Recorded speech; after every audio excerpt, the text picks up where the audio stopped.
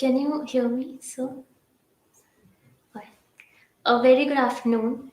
Thank you so much for joining. Welcome to Innerview, a live talk show presented by Dutch Uncles. So, as we see around, we see a lot of technological advancement, a lot of innovation, and global awareness. Towards this, we see the economy shifting towards the creative industries to advance and improve the world for the better. The creative economy is not only growing itself, but it is helping other industries to improve and grow as well. So, to discuss the opportunities and challenges of this creative economy space, we have with us our speaker today, the founder and CEO of People Like Us Create and Plug.tv, Mr. Tamseel Hussain. So, welcome to the show. Hey, Kanan, thank you so much for having me on the show. I'm really excited to be over here. So, it's a Yeah. pleasure to have you with our show, with us on the show. So, as we move forward, the first question, in your words, briefly, if you can explain and define what creative economy stands for. So, in a nutshell, Kanan, what creator economy stands for is creators who've been able to build really big audiences on social media are able to monetize it. But when we look at it from an onset, right, over years, a lot of big media companies have been controlling the narrative, entertainment, media. And because of social media and the jump that we've seen in like a rise of people creating content independently and building their own audiences in millions, we've seen a shift where independent creators have risen and they build their own communities and now they're monetizing it. And creator economy is basically how I look at it is an onset of things increasing. Sorry, I'm just going to increase my volume. Creator economy on the onset is basically how creators are finding gig opportunities and monetizing opportunities from the content that they create. We saw a similar shift when sharing economy became really popular and apps like Uber, apps like Ola came about. And now it's an onset where creators want to monetize their own content and become more independent, where they're looking to opportunities beyond just social media now. Right. So, when we see this with an Indian perspective specifically, how do you see the growth and potential of the sector in terms of the present circumstances of pandemic that we are passing through? So let's take a look at it, right? Just about 6, 7 months ago, there was a report by Signal Fire that actually said that 50 million people, independent human beings, actually call themselves creator now. And the industry is huge, right? Out of the 50 million people who are actually calling themselves creator, only 22 to 25,000 people are actually getting the right benefits coming from platforms like YouTube through ads and all those things. But the rest of the economy, which is where our country is leading, we have so many young people creating amazing content. The potential is huge and humongous. At the moment, when we look at it, platforms like ShareChat, platforms like various regional apps which are coming up, a lot of the focus is on discoverability, right? We're going to soon move to a phase where monetization is going to become very, very critical for a lot of these apps because creators want to monetize, right? Imagine you creating so many formats of visual, written, various types of content, and there's this thing that people called creator burnout, right? Where you keep creating content because the algorithms are demanding it, and you end up not really getting the right benefits out of it, which is monetization. Is going to move a lot towards that. The second trend, which we're already seeing in US coming up and massively coming up, where influencers and creators are turning into business people and investing in their own companies. It could be merchandising companies, tech companies, but at the same time, they're becoming a lot more entrepreneurial in nature. We've also seen, like in India, where the likes of Tanmay Bhatt and a lot of such influencers are already doing this. Right, right. So, when we see creative economy is a means of democratization of the creative space, Yeah. towards that, from your experience, how do you think regulation is important because content you are sharing is getting disseminated to a wider population? So how I see it is like regulation when it comes to privacy, profanity, and various regulations for internet safety are very, very critical. But regulations that curb creative freedom is a big, big issue because if you curb creative freedom, it becomes a massive thing for creators not being able to create. Saying that, if you look at the latest regulations that have actually come up in India, one thing that we see is that platforms are really being pushed to self regulate themselves. But what that means for independent creators who are actually building their own audiences and hence making efforts to really take those loyal audiences into a monetization space, lot of onus and responsibility on creators to be creating responsible content at the same time not letting go of their creativity. That's going to be a big shift we're going to see, how regulation is going to play a role in creator economy. We've already seen a lot of these things happening globally, and some really big examples globally. Like for example, when Logan Paul did a situation where he went to Japan and he recorded himself, there were like a huge repercussion that actually happened, and we'll see more and more creators becoming a lot more responsible in India because of these regulations. That's something we'll Right. definitely say. Yeah. Right, right. So towards that, as you shared about a very important, rather a prerequisite of is planning the monetization strategies. So as an entrepreneur yourself, what will you suggest about getting funding to the aspiring young entrepreneurs who are watching us live today? Okay. So I started Plug TV about 4 years ago. And when I started the company, there's this eureka moment, right? Every time you want to start something and you decide, it's this big moment where saying, this is the gap, this is the problem I want to solve. And I started it. And I was on a landfill, right? With a social media platform and a media house where I was doing the first ever plug training, which was enabled, where people, race pickers were being trained to be able to tell their own stories. And that's when the idea had hit. And while we started developing it, the biggest thing I would suggest, and from my learning, is one, it's really important to share your idea and build on it before you actually go to fundraise, right? And if you're going for a fundraise, I think the trend that we're seeing right now, especially in the Indian market, a lot of ideas are being funded if you have a high user base and all those things. But the most important thing is if you're able to generate your own first revenue, that's the most critical thing, right? If you're able to generate your revenue, you know your product is generating money. And that's pretty much how I'm a little traditional as an entrepreneur when you look at it. I mean, this is my first ever startup, but we've always believed that our business model should be able to generate that revenue. And when we do that, I think it makes the fundraising journey easy for you, right? Especially when you look at a pre-seed round, a seed round, and various things, the most important thing to realize is that your idea needs to be clear and you can actually build a very clear vision for the next 3 to 5 years because the situation in the industry keeps evolving, but your idea needs to pierce through solving so many problems. And especially if you're in a crowded space like this, I think it's very important to know if you're able to generate your first revenue. And this is something we've seen. I've seen so many of my friends have actually started their companies. They were able to build their apps. They were able to onboard a set of users, but they weren't able to retain them, right? Because the users had very less opportunities. And this is exactly what happens where if you want to secure your first ever funding, the most important thing is if your company is able to generate that first revenue, it could be anything, it could just be 100 rupees. You should be able to generate it and see how you can convert that 100 rupees into 100,000 and going forward. Second, you should be able to create like you're solving a problem, right? People need to seek solutions and they need to come to your platform or whatever solution you're actually building. That problem should be solved for the exact audience that you're like really creating the platform for. And third, once you've actually solved the problem, it's very important that you consistently solve that problem so that people keep coming back to you. And these are three golden rules which really help you do this.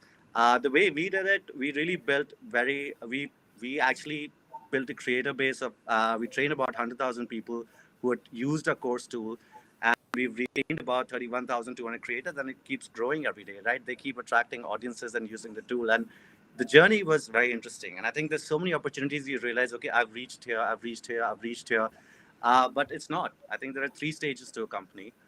There's a 0 to 10 stage, a 10 to 70 stage, and a 70 to 100 stage. The 0 to 10 stage is the most difficult stage, right? That's where you actually, by the time you reach number 10, you're actually able to raise your first revenue. A lot of people call this a 5 stage as well, but I like to believe it's a 3 stage thing. Once you've raised your first revenue, it's the next stage, right? Which really helps you amplify and increment your revenue where you're actually increasing your user base. And that's where your company grows. But the most important thing for new founders is you need to have your 0 to 10 stage so clear. Right, right. So, towards that, a very important role is played by designing a correct or a robust social media marketing strategy. Can you suggest some action points or how a step by step approach that entrepreneurs, creative entrepreneurs can consider that? I think I can talk about a lot of learnings that we had when we launched Plug. The first thing we did was we were putting everything on social media because we had such amazing stories, where it was very difficult for people to know what's the difference between our Instagram profile, our shows, to like people coming on our platform. And we had to really shift that strategy where we actually started talking about what the product is, who are the people who are using it. And in a space when you're actually building a social media strategy for your company, my company is in creator economy, where our priority is creators, and we deal with mid-level and nano-level creators who are storytellers and consistently tell stories.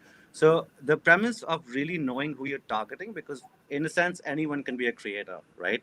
And anyone can actually create. Our goal is to make sure that people who are creating are highlighted consistently.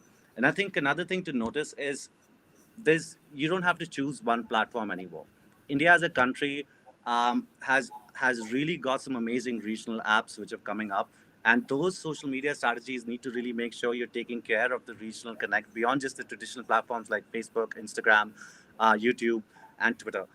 These are opportunities that really helped us build a massive community regionally, on Twitter, on various platforms. So I think knowing what your product is, who your audiences are, it needs to be directed towards that. Consistently posting is a big challenge for so many companies. I think we faced it as well because you have so many platforms to post on. The important thing is to realize that you need to consistently post and make sure you're posting regular things. Know what's the latest trend. Every platform works according to an algorithm. For example, right now, reels and other type of content is really popular, and you can see so many small businesses using it to the fullest of the advantage. In fact, there's a massive trend on Instagram that talks about like how small businesses can survive, and they're using it very innovatively. Knowing what you're doing, the language that you need to speak should be very clear. I think that's very important. I think how I treat social media and how Pluck in general and all of us, we really believe in organic growth, right? I don't think a strategy which is dependent on a paid social media marketing strategy, it only has limits, right?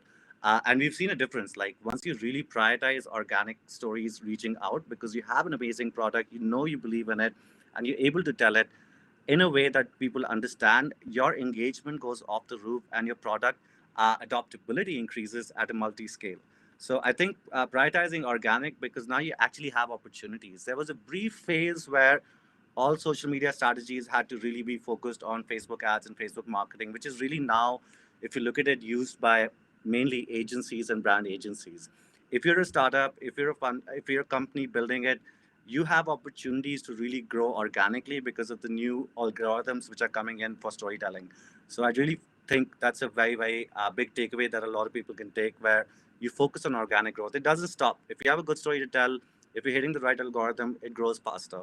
One of our communities called Social Saheli, which is powered by about 200 self-help group women, uh, they were able to create reels which were about the latest trends on Instagram, and their community has grown so much that they were able to organically engage influencers, organically engage various people who are able to really talk about their brand without them asking to do it. And that's the power of organic. Because if you take the ad marketing route and if you take the influencer marketing route, you're just ending up to spend a lot of budget. Where if you notice your conversions, unless your ads are directly talking about downloads, is very low. For a sustainable social media strategy, I really think organic needs to be prioritized, and people will be surprised the amount of opportunities there are. I know I sound like someone who's talking about organic social media strategies about 5, 10 years ago, but right now the time is back, and the time is back now because of these 50 million creators who are really calling themselves creators. So there are a lot more opportunities now. Right. So, as you shared that there are many creative creators, there are so many creators. Every next person is a creator. Towards Yeah. that, how to become the successful creator? Is there any thumb rule that people should focus on? I think the first thumb rule, and this is where I'm going to counter the last thing that I said. As a brand, I can use algorithm based social media marketing tools. As a creator, the first thing I need to know is what kind of a creator I am. Am I a creator who likes to create premium content, which means Are we looking at platforms which are like Plug TV? Are we looking at platforms like YouTube? Are we looking at platforms like Vimeo? Or am I a creator who likes to create short form content? Or am I a creator who likes to only write? If you know the kind of creator you want to be and you know you understand it, that's the first important thing. You prioritize what your strengths are. The second is authenticity. And it's a very difficult thing right now, right? Because if you look at it, all your social media platforms are focusing on what's the latest technique that we can use that the algorithm is promoting. How do you be authentic in that? So if you're a real creator, you really need to be authentic in the trend that's rising. If you're a premium content creator, you need to be authentic at what story angles you're taking and how you're telling that story, what storytelling technique you're using. So it's important. This most important thing we've seen, even with all our creators, is authenticity. And the third thing is don't be afraid to open to learn, right? You need to be open to learning consistently because there are creators all around you. Your audience need to know what you're doing. If you're able to get one video which has gone viral, it's very important to know how you can create content which engages the audience which are similar in nature and really build your loyalty. If you're able to build a loyal audience, even if it's just 100 people, you've got a good start to really build your creator journey. And once those 100 people are converting into a larger audience, you're able to really see how you can diversify in your content. But what I would definitely say is don't fall into the trap of trying to aim to build a massive audience. Very few people, I think, as I mentioned, 25,000 people are able to earn enough revenue from platforms like YouTube, 25, 30,000 people, whatever the latest data is because they have crossed the 1 million mark and they're able to get so much revenue. But then you, as a creator, have a lot more opportunities to earn revenue from the beginning. And I think that is something to remember that times change and you have a lot more opportunities. If you follow a trend which is constantly pushing you to create, no matter how authentic it is not, that becomes very important. These three rules really, really, really help creators create faster. And we've Right, also that seen amazing things, right? Like, for example, uh, we had some amazing farmers who we were training, and we saw them creating course and curriculum content and using WhatsApp as a dissemination source to train each other on organic farming. Who would have imagined that farmers who didn't know how to tell stories would actually create content to just train 30 farmers on how to do organic farming? Those 30 farmers were able to produce one amazing creator who converted his farm into a shop where people can buy his produce directly from his farm. Created a story how globally we need to build a revolution of actually doing this, how farms can actually act like shops. So the trajectory and transition of every user that actually starts creating authentic content is amazing. And you see transformational changes. You never know who you inspire with your content. absolutely. So, in these same lines, the next question is around this. How do you think this creative economy space can be utilized in coordinating for sectors like edtech, agri-tech, fintech? So, That's amazing, right? And you already see it happening. EdTech platforms and agri-tech platforms, the way they're growing, there's a massive demand for content creators. And it's not just EdTech and agri-tech platforms, it's consistent demand that is rising from every new content platform that is coming up. So then this becomes the rise for experts, right? And this is something, because you're in the middle of the pandemic, it's an amazing opportunity to talk about it. Before the pandemic, how many of us knew doctors who are actually influencers and with large communities on social media platforms?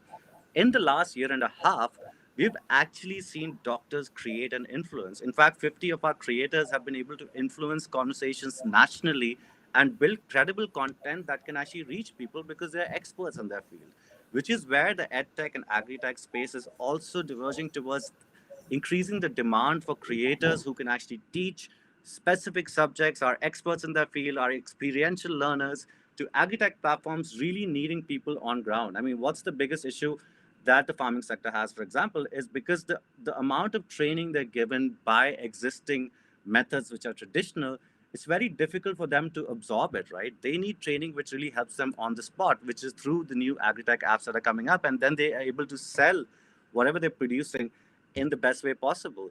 And this is where content creators are coming up, and there's a massive demand of experts that are coming in. And I think we're going to see a rising trend of experts, especially after the pandemic, really control the narrative when it comes to important subjects that are related to niche platforms like edtech and agritech platforms. Now, moving on towards a new term that has come in the industry, the Mojo, or we can say mobile storytelling journalist. Can you shed some light on this? What is this term? How the content creator in this sector are emerging? So when we started training people, Mojo is I think not a very new term now. It's almost like 5, 6, maybe even longer, right? But mobile storytelling and Mojo being the same thing is people who can tell authentic stories and amazing stories using their phones. As more and more people start adopting phones and start getting phones and get access to platforms which are giving them visual content, mobile journalists or mobile storytellers have an opportunity to be able to tell stories wherever they are. If you look at some of the most popular creators who are raw, who are from tier one, tier two cities, they're using their phone as a recording device, right? And once they're able to do this, they're able to see how easier tools that they have access to be able to create consistently and at scale. And as the smartphone market increases, as the camera improves, we're going to constantly see some amazing, powerful content that keeps coming up from that. And I think the creator economy space already is dominated by mobile storytellers. So it's like a niche term which has come up, which a lot of Mojo is used by a lot of journalism organizations.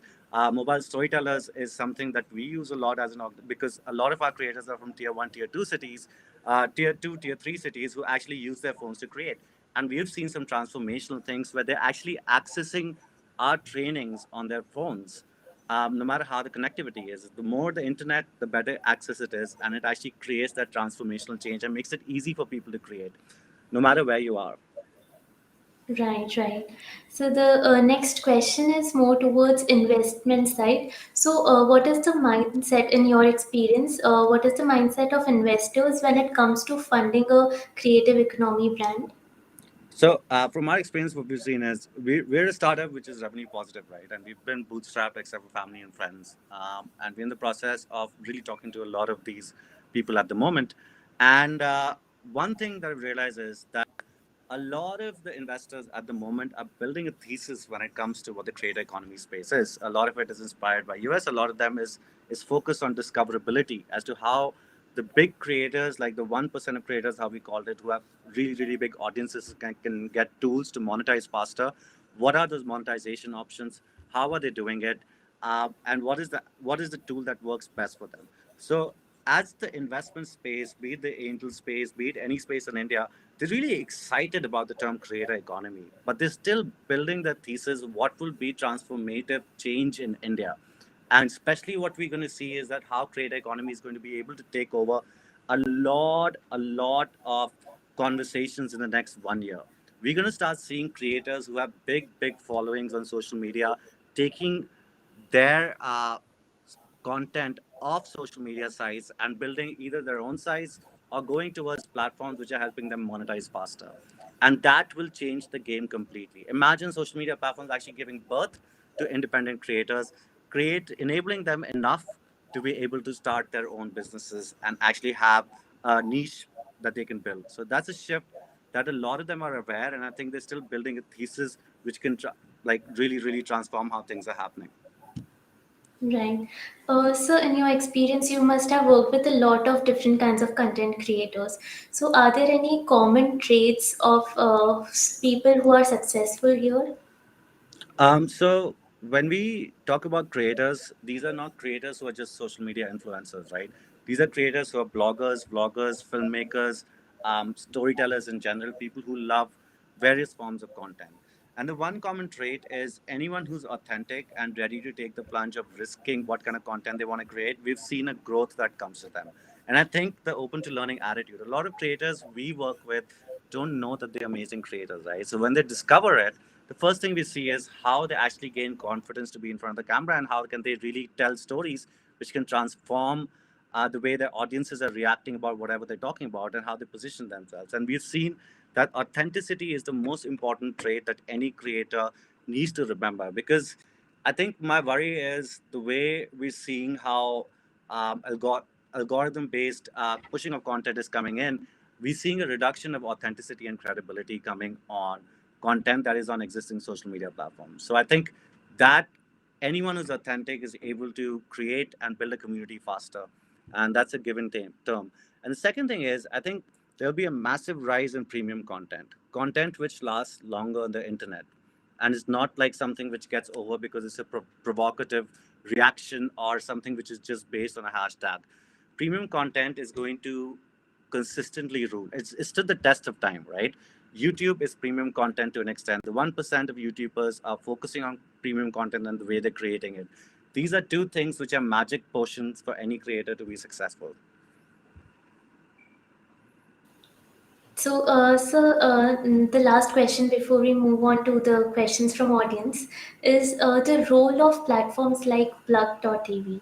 So, what is the role that these platforms play in this creative economy space?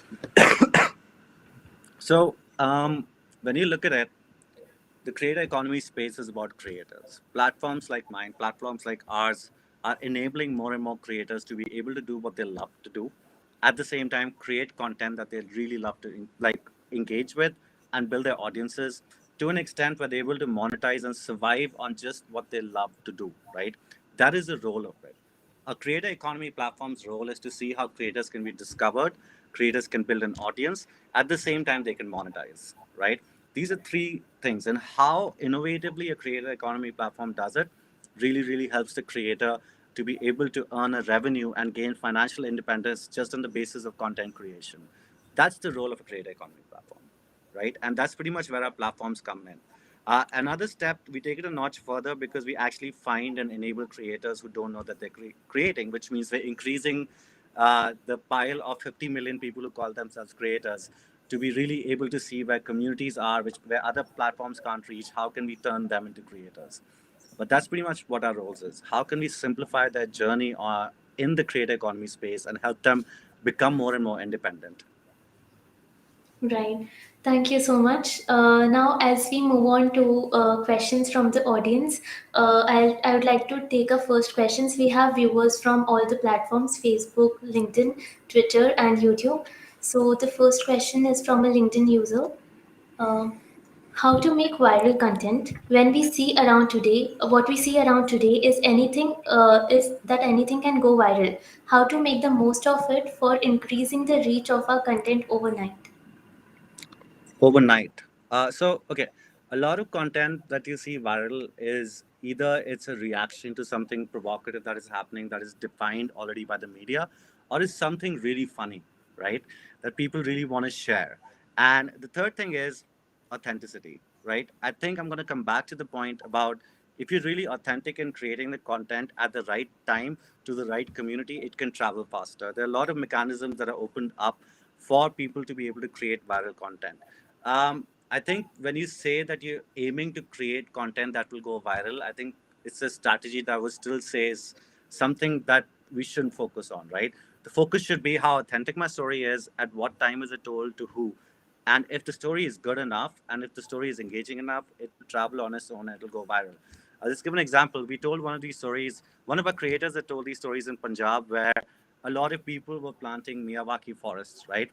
And let's talk about virality. This story reached out to more than like 8 million, 10 million people, and it went really, really viral where the virality increased organically, right? They were able to engage so many people organically. Now, let's talk about what changed in that viral video. We saw about at least out of the 10 million people, 5,000 people wanted a forest like that. And they actually started sharing this video on WhatsApp and everywhere because they wanted a forest that they can actually own, right? It's something that they really wanted. The audience connected with it. The story was told in a beautiful manner. It was raw, it was authentic, and really worked for people. And overnight, we were able to plant about, I think we were able to enable more than 4,000 forests across the country. That's organic and behavior change involved. Right, right. That is really inspiring. So, when we come to our next question, it is from a Twitter user. Which of the social media platforms has a faster or easier process to start earning monetary benefits? If I would suggest that a lot of social media platforms are focused on how much content you, how big your community is on that platform, right? So which means that if you're looking at a platform like, let's say, YouTube, which is focused on ad revenue, there are a lot of rules that you have to follow, right? It takes about 6 to 9 months to actually start earning a revenue on YouTube. Facebook, Instagram, they're slowly introducing monetizing tools. They've started to test it in various countries. If you're lucky enough and you've built even an audience which is 10,000 followers plus, you're able to get connected to agencies which might work with nano and mid-level creators and see how some brands you can engage with. Uh, but if you really want to earn revenue directly from platforms, you need a massive, massive community. To earn the right kind of revenue, you need at least, I think, 200 to 1 million subscribers or followers. But when it comes to engaging in brand partnerships, you don't need that big of a following. But the important thing is, what's your uniqueness? Are you an expert in the field? Are you a niche creator? Are you an authentic creator which is actually creating? The third option, which is the easiest option, if you have an amazing story to tell, if you're able to make sure you can tell it properly, go to a creator economy platform. If you just want to start a course that you know, if you want to do various things and connect with it. So one of them being obviously the platform that we have. As a creator, you can come on Plug TV and start earning revenue from the third story. And that's the power of creator economy platforms. But when you look at social media platforms, you need a massive following. Even if you have creative economy platforms like ours, it's important that your followings on social media platforms is high because it's a great marketing tool for you as a creator, just like it is for businesses, right? At the beginning of the interview, I was talking about how businesses need to look at organic growth. Creators have a lot more power to grow organically on these platforms. So it's easy for you to really earn revenue because if you build massive communities, which takes anywhere between 6 to 9 months, according to our calculations and experiences we've seen on these platforms. But the top platforms, if I have to simply say, Instagram will help you get brand partnerships very quickly. YouTube is a great platform still to earn revenue. And you also have a lot of new platforms which are coming in, which can help you enter the shop commerce space, but really depends on how big your community is, be it Trell, be it Tag Mango. These are some of the platforms which are in the creator economy space beyond like Plug TV. Right, right. So I think the next question is more into the similar lines. How to how many minimum followers are required to promote a brand through paid partnership?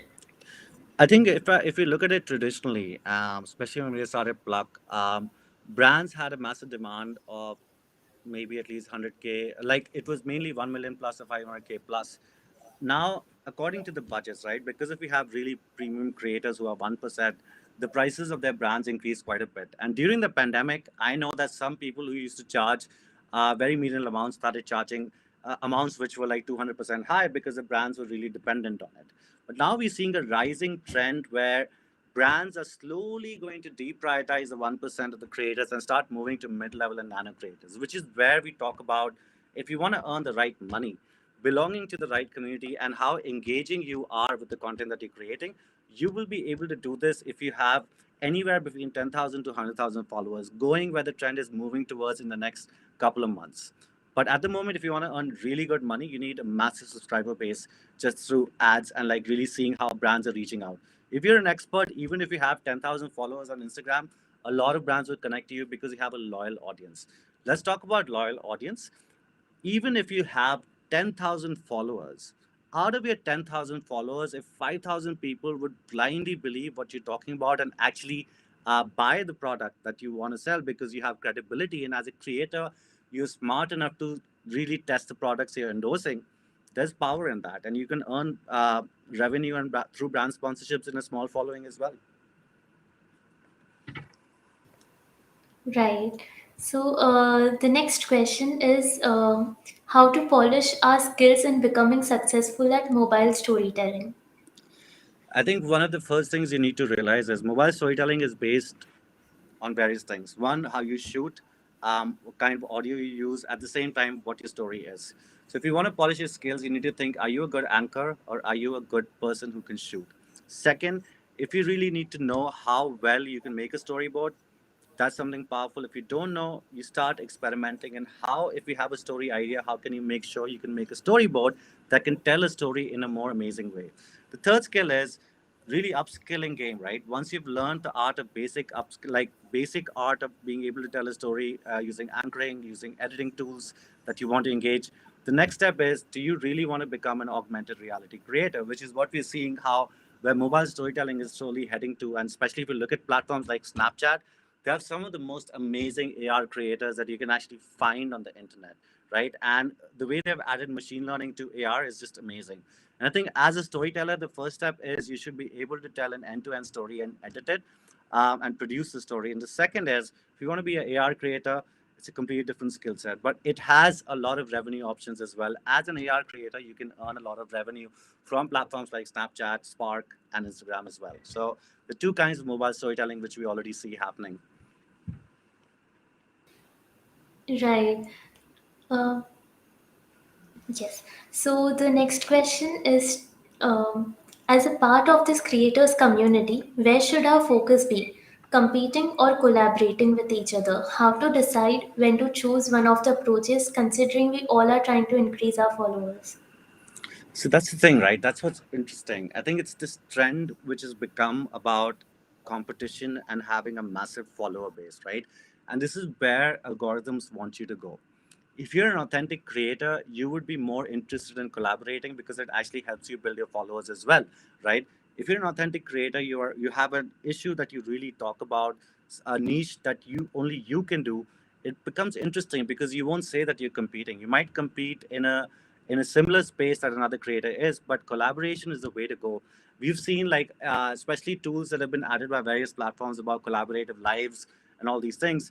It really helps you build your follower base. So I think collaboration is definitely the way to go. But also, if you're really thinking of competing, that means you're again falling into the trap of competition, which is being forced by a social media algorithm because they've created a trend. Find your niche, find your authenticity. You can still create on a trend, but in your own way, which helps you grow faster. Right, right. So, apart from that, the next question is how to sustain followers after reaching the first milestone, let's say 100K followers. I think if you reach the first milestone of 100,000 followers, uh, this is where the idea of, and I've seen this happen with a lot of creators, right? Once you've reached a milestone of 100K followers, they've also reached a milestone which is big enough to collaborate with a lot of other creators, right? And one thing, I think there are two things that people have learned for it, right? One, opening yourself up to a lot more collaboration. And second, diversifying the way and the kind of issues you're telling stories on. So, for example, if you're an influencer who's been talking about lifestyle and has a loyal community on lifestyle for the past like 3 4 years, and you're able to reach a follower base of 250,000, right, followers, but you're not able to increase it, that means you're also reaching a point as a creator that your content is stagnating. So add a couple of more content layers to it where you can diversify and really get up to the mark of knowing what your community wants. And we've seen a lot of creators doing this. Once they reach a certain milestone, they start taking surveys as to the type of new content that their community wants to hear. So it really helps if you diversify your content and you collaborate a lot more with people. It really helps you get a lot more new community members as well added to your audience, and helps you build a niche. I think we've seen it, right? Like we've seen it, comedians who've become who've also become entrepreneurs, the diversity in their content. We've seen like lifestyle creators who start talking about sometimes about activism or environmentalism. We've seen that they have increased their followers, and we've seen it in a lot of people. But diversification and collaboration are your two keywords to do that. So, next question is towards funding. What factors to take care of while pitching for funding to investors? Yes. Okay, so I can tell you this, and we've had some amazing learnings. Okay, in the first year we started trying to pitch, and it was just a massive failure. Like we knew what we were saying, and we were researching so much on how to make pitch decks. The most important thing is there is a format to a pitch deck. Like if you search for it, especially the formats that are provided by Y Combinator, they still are valid and they're very critical. How we look at it, a pitch deck should have an end-to-end information, right from a part about what your idea is, what problem your idea is solving, what is the USP of your product, to how many users you have, what is your attraction, to how you're going to make it something which is going to differentiate. The pitch deck really needs to also have what your revenue numbers, what your growth numbers are. And I think this is information that you should not hide from people that you're actually reaching out to. The second thing is, I think we've noticed this as a trend, and that's a trend that we've been really trying to stop. A lot of angel networks are very hesitant in signing NDAs and non-competes. Please make sure you get your NDAs and non-competes signed. Do not fall for the trap because your pitch deck is getting forwarded, and you know it for sure. It's getting forwarded everywhere. There's no harm in it, but is it going to the right people? That's something you got to remember. There are apps and platforms like DocSend which really help you track how many people have opened your pitch deck. You're able to track analytics and actually see who's viewing your pitch deck when, and that's a great thing to really engage in. Once you presented something, once people are really interested in your pitch deck, the end result is you as a founder should be able to say that you're the right person to do it and really scale the company into something massive. And also, the last thing you really need to know, exit. Are you a founder who can only drive it for the next 2 3 years, or are you a founder who can drive it for the next decade? And it's very important for you to ask you yourself that question, because that would change the way you're going to be making a pitch deck for sure. It's very clear, right? A lot of pitch decks are focused on products, but a lot of pitch decks are focused on building something for the next decade which will transform the world. Are you that person? You need to know that. But obviously, don't forget the formats of the pitch deck and how you message it. Do not fill your pitch decks with a lot of text. Make it simple for anyone to understand, because people look at it. If it's a good pitch deck, and I can tell you this from analytics, right? If it's a good pitch deck, people will actually view it for more than 3 minutes. And you'll start seeing it when you start using DocSign as a product. And if it's a pitch deck which doesn't excite anyone, you will see a drop off in 15 seconds, just like videos. Yeah. Right. The next question is what are general mistakes or blunders you have seen by creators which we need to prevent? I think the biggest blunders is getting inspired by other creators and replicating what they're doing. And these are blunders which really, really lead to, as one of the questions came, should we be competing or collaborating? And because why are you being a creator? Are you becoming a creator to earn money, or are you becoming a creator to showcase the skill and talent you have, to be able to see how you can consistently do what you love and earn revenue on that? And that's the decision you got to make, right? And these are blunders that most creators make. They become creators just because they want to become creators for the heck of it, right? And one thing we've also seen is, do not invest a lot of money in your creating, right? When you're creating your first story or your first video, you don't need to invest a lot of money, right? You need to make sure you have a great angle and a great story. There are enough tips and tricks to be able for you to create your first story. So please focus on that. Make the investments, save that money, and don't invest a lot of money in creating. You don't need to. You have a mobile phone and you have talent, you can do that. But the biggest blunder I would say is people becoming creators because other people are doing it. That's inspiring, but what is really your skill, and how are you making sure you're ethical? The second kind of mistake that a lot of creators have started making, especially people who come into the 1% category, as we call it, right? People who are really big influencers, they are trying to be experts in fields that they're not, be it mental health or be it other issues, where they have a certain responsibility as influencers, they have a certain responsibility as creators, where they forget, right? Your Once you become really big, your freedom to give opinions start getting lesser, right? So be careful about what you give opinions on. And if it's inspiring hate speech, try and stay away from it, because your community really listens to you. They listen to you because they love you, right? And you have an opportunity to inspire them to do something positive. Right. The last question for the day is how to assess a trend before jumping and creating a content around that. This is one of my favorite social media strategies, and one of the reasons why I didn't say it for a founder is because if you're trend jacking, it is something that takes a lot of community strength, right? Trend jacking is a moment where you need to judge what type of audiences there are. So let's take, for example, if you're looking at a platform like Instagram or Twitter, if you have a lot of users, you can do a simple search and you can see how many people are talking about fashion, how many people are talking about XYZ things. And if you're actually trend jacking, you need to make sure you have like minded people who are constantly able to join you whenever you create. So target about at least, let's say if you have, it's a very hypothetical number, if you have 1,000 people who talk about fashion on a platform, you need to target 20 people who will actually connect with you and make sure your story can travel. Identifying trends, there are a lot of websites, a lot of tools which tell you what trends are going on, but in simple, I think now the platforms have made it much easier, especially because of Reels, where as soon as you log on to a platform like Instagram, you're able to see what are the popular content streams that are going on while you just screen through your thumb. And you can see if that's something that aligns with you, you really like creating it, you can do that. Second, on a YouTube like platforms, it's really about SEO and how quality your story is. It really helps in connecting over there.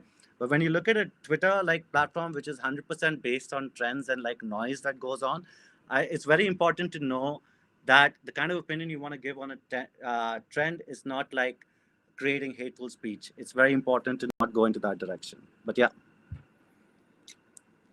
Right. Thank you so much. This has been a very insightful session. Definitely many takeaways and learnings for our viewers. So, would you like to share any closing statement for our live audience? So I think I would love to do a closing statement from a perspective of a lot of us are very excited about the creator economy space, and a lot of us want to become creators. There are two things we should remember. We are creating on platforms which have existing user base. At the same time, we're creating to showcase our talent. One thing, if we consistently start creating for an algorithm which transforms and influences so many users, you're going to start slowly losing authenticity. And the second thing is really know the story you want to tell and have something in mind that I want to be a creator because I want to create something which will influence XYZ people for an XYZ reason. So these are two things you really need to know, which will inspire authenticity and really make sure that people are creating in a positive way.